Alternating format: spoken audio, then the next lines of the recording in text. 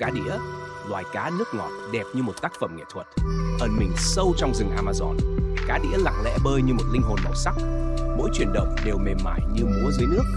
Mỗi con cá đĩa là một bức tranh sống động, xanh, đỏ, cam, vàng như cả cầu vồng gói gọn trong chiếc vây lửa.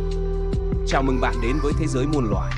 Hãy cùng nhau khám phá cá đĩa Amazon, tuyệt tác nước ngọt đẹp như tranh vẽ. Nhìn thật gần, từng vảy cá như được vẽ tay, hoa văn xoắn ốc, ánh kim óng ánh đẹp đến từng chi tiết. Cá đĩa nổi tiếng hiếm hoi vì biết chăm con. Chúng bao quanh đàn cá con bé xíu, dịu dàng, bảo vệ như người mẹ hiền.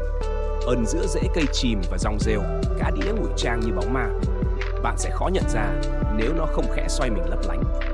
Trong ánh sáng lung linh, cá đĩa hiện ra như một viên ngọc đẹp, yên tĩnh, huyền thoại của Amazon.